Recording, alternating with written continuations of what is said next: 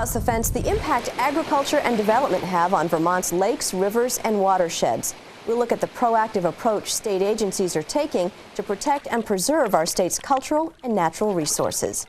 Good afternoon and thanks for joining us. I'm Judy Simpson. Farmers are our most vital stewards of the land. They depend on the land for their living. More and more, agriculture is coming under greater scrutiny when it comes to the impact on water quality. While we all impact the natural environment, farmers manage one of the largest land uses in the Lake Champlain Basin, so it is important for them to set an example. A recent conference for Vermont dairy producers focused on water quality issues. The main culprit is phosphorus, according to state environmental officials. Here's Julie Moore, the former director of Vermont's Clean and Clear program. The budget for Lake Champlain isn't zero phosphorus. In fact, it's a pretty big number. It's 427 metric tons, which sounds like an inordinately huge number sometimes. So it's not zero. We believe that there's always going to be phosphorus lost from fields. There's always going to be phosphorus in urban runoff and in wastewater discharges. What we're saying is right now there's too much, and trying to figure out the ways to reduce that to a level that doesn't compromise your livelihood, doesn't compromise development in Vermont, and doesn't compromise the health of Lake Champlain. And that's the challenge to all of us. Well, joining me now are two other people who served on that panel. Laura DiPietro is with the Vermont Agency of Agriculture, Food and Markets, and Marley Roop is with the Vermont Department of Environmental Conservation. Thanks so much for being with us. Marley, maybe you could start out by telling us what the current status of phosphorus levels is in Lake Champlain. Well, there's no doubt, Judy, that it's not what we all want it to be. The Vermont DEC agency sets water quality standards for Lake Champlain and for all bodies in the state, standards of what we want the water quality to be, and it's broken up by the various watersheds in the lake. And those water quality standards are exceeded throughout the lake and have been, and unfortunately they're not going down, especially in Missisquoi Bay, St. Albans Bay, and the South Lake. Granted, things like Hurricane Irene and the flooding have certainly had a major impact on that with the sediment loads that come into the lake. The soil brings phosphorus with it. But it's definitely still a concern, and it leads to those algae blooms that we see on the news and we see in person that affect all of us.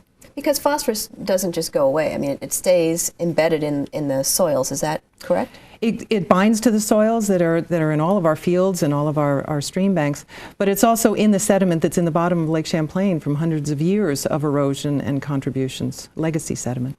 So you've brought a couple of slides that show us where this phosphorus is coming from, and can you maybe explain, Laura, what we're looking at? Sure. This first slide is a picture of the whole lake's watershed contribution from phosphorus sources.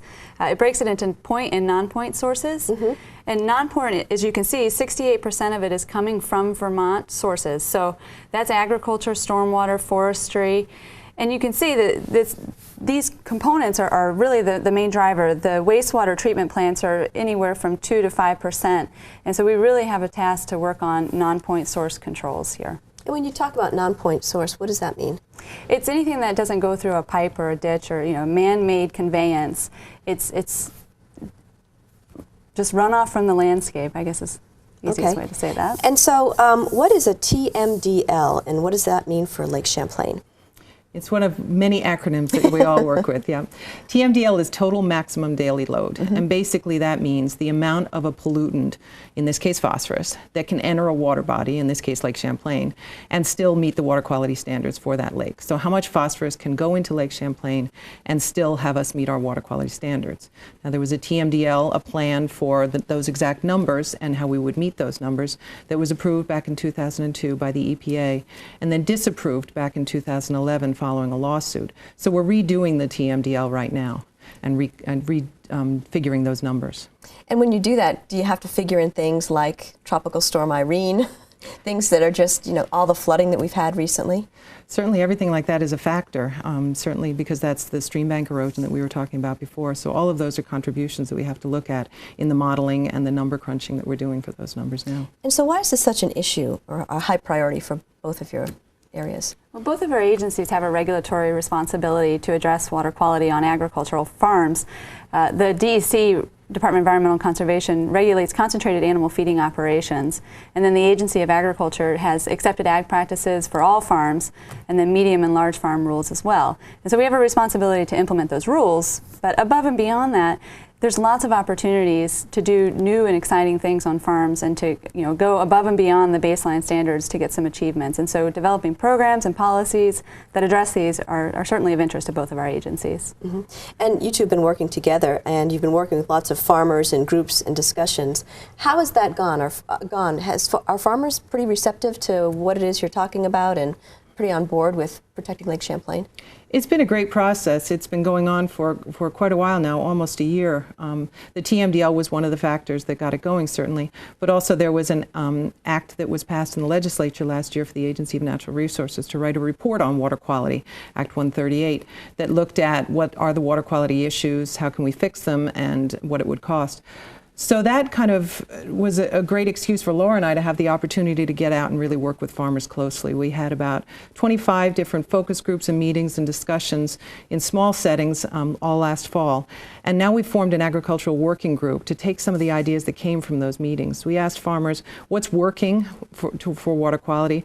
What are you doing or we're telling you to do that you don't think is making a difference? And then what other ideas do you have? And hundreds of ideas came out of that. And we had tremendous turnout at these meetings. We were really very pleased by the turnout and the reception by the farmers that came to it, the ideas that they shared with us, and also now how they're working with us moving forward. We have about 25 people on this work group, and they've been meeting very intensely since January and will until probably the middle of April, and then we need to turn them loose in the fields. And so what are farmers telling you? Well, they're telling us that first they're really interested and eager to do what they can. They want to know what good and bad things that they're able to do within their management system so that they can make the improvements. They're very interested in the science and what it's telling them. They're also interested in trying to create kind of a level playing field amongst all the different farms so that everyone plays their part. And then also that agencies like the Environmental Protection Agency, DEC, and the Agency of Agriculture, who all regulate farms, that we do it consistently in unison together so that one farm isn't told to do something and then asked to do something differently. Has that been happening in the past? Not necessarily. There have been instances where there's been confusion, certainly. That's just natural. But the standards are pretty straightforward, and they would like to make sure that the standards are black and white.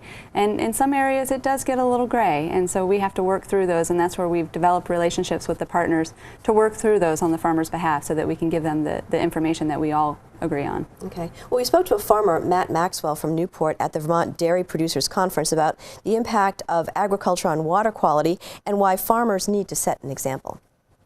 Public meetings, consultations. They're serious. I mean, it's gonna. I don't think it's ever gonna come to where they're gonna say you can't have any cows in the state of Vermont. But that water is gonna get clean no matter what.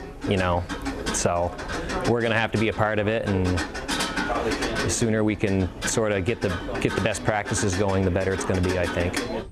There are certain fields that we have that are, right along South Bay that would need a lot of major excavating work in order to make sure that all that runoff is being diverted to some place where it's not going to harm the lake. So we'll have to plan for that. We'll have to bring people in from the state Agency of Agriculture. They'll have to look at it, approve everything, and then we'll have to go in and make the changes. I feel like, the way that the dairy industry in Vermont's been changing recently, we're trying to move to be more modern, more progressive. So I think it's important that we do this, to make sure that all our ecological ducks are sort of in order, that we're not, that we're not over polluting things, and that, maybe the next generation won't have to do something like this. The land is very important to us, and I think the main thing I'd want people to know is farmers, for the most part, are very good stewards of the land. We want to take care of the land. We don't want to, we're not intentionally trying to pollute the rivers and lakes in the state of Vermont. We're doing the best we can. Sometimes, we're a little strapped financially, so we have to do the best we can with that. But we're trying. We're trying. So this is not the first time that the state has tried to tackle this issue. What's different now, Marley, as opposed to similar issues in the past? Well, I think the primary thing right now is the engagement of the farming community themselves. It's one thing for us in the agencies to come up with ideas and regulations, and while that is part of our job and we have to do that, it's also important for us to look to the farmers for feedback on, like I said, what's working and what's not, and what might be an alternative for trying things differently. We have a responsibility, as Laura said, to enforce the Clean Water Act and to make sure to maintain water quality for all the residents of Vermont, and regulations are a part of that. But we also want to look at incentives too. What can we do to incentivize farmers to go above and beyond in some cases?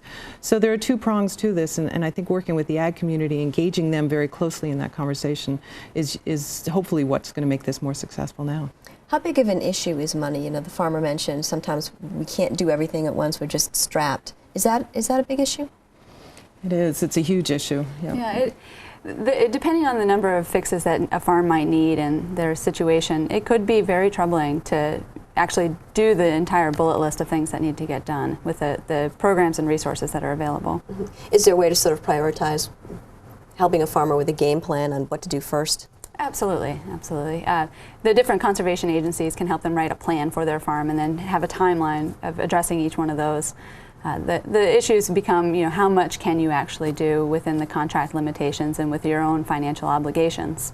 Can you give me maybe an example or two for our viewers who may not be familiar with farming, some of the measures that farmers are using to help reduce phosphorus runoff? Certainly. Buffers are an obvious one I think that probably most of the viewers might see, which is just a vegetated strip along the river. Cover cropping this spring, I think you'll see a great deal of it. Last fall, UVM Extension did a great job of getting a lot of acres. I believe more than 15,000 acres have been cover cropped in the state, which is substantial, and this is definitely our greatest year. Doing different kinds of planting, so no-till planting where you do less soil disturbance so that the soil is much more intact and less susceptible to erosion. In the production area, you might do different things to try and manage your manure and keep it contained, as well as your feed, because feed can also create pollutants. And so all of these different practices are the types of things that would go into a management plan for a farm to implement. Mm-hmm. And now no state legislation is pending and federal recommendations are still not settled. Does this mean that we're kind of jumping the gun on some of these issues? I don't think so. The legislature for a couple of years now has suggested that there are opportunities or interest from their side that they'd like to do to the current standards. And at the federal level, there's conversations going on about what the definition is of a medium farm and whether it should be lower or not, so that more farms would be covered under that permit opportunity. And so I think that there's a real need for us to move forward, and what we figured out was it makes most sense to be collaborative with the farmers, the stakeholders themselves. They know this stuff, they're interested, and so why wouldn't we bring them to the table to talk to them? It just makes sense. Is there a misconception about the role that farmers play in phosphorus levels? I think there is a misconception that they are the only cause of the problem. That's the biggest misconception. When you saw the charts earlier in the previous slide, certainly agriculture is a contributor to the runoff and the water quality issues. But so is the urban aspect of our landscape, so is forestry. And what we found in a more recent study, as one of those slides show, is that stream bank erosion is a major contributor also, because as we said, of the phosphorus binding to the soil.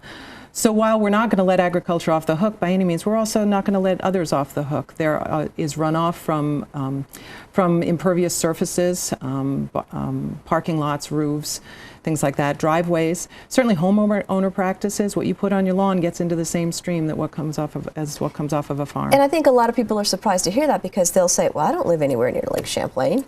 That's that might be the biggest misconception, is that if you don't live near a lake or a stream that you're not contributing to water quality. If you understand what the definition of a watershed is, it's the basin where any drop of water goes to one central point. And it doesn't matter where you are in that watershed. At some point, the water that goes across your lawn or across your garden or across your driveway eventually gets into the same stream that ends up in Lake Champlain. So what funding sources are available for farmers now? Well, there's several programs and partners that work with farmers. The Agency of Agriculture, Department of Environmental Conservation, UVM Extension, the conservation districts themselves. There's a whole series of folks, nonprofits who apply for grants to work one-on-one with farmers. And just recently, there's 9 conservation agencies that cooperated together to sign a memorandum of understanding so that we could all work together on conservation planning. And so right now, if you go to anyone who you think could help you in any of those organizations I listed, they can give you information about all the program opportunities that are available. Most of the program opportunities range from offering anywhere from 50 to 90% cost share to help do these projects. So the opportunity is real. All right. Well, if you'd like more information about this important topic, or if you're a farmer and you want to get into the discussions, you can contact Marley Roop. Her email address address is on the screen, or you can call her at 802-490-6171. That's 802-490-6171. You can also contact Laura DiPietro. She's at the Agency of Agriculture. You can write to Laura by email, or you can call her at 802-828-1289. Well, thanks so much for joining us today. Thank you, Judy. That's our program for today. I'm Judy Simpson. We'll see you again next time on Across the Fence.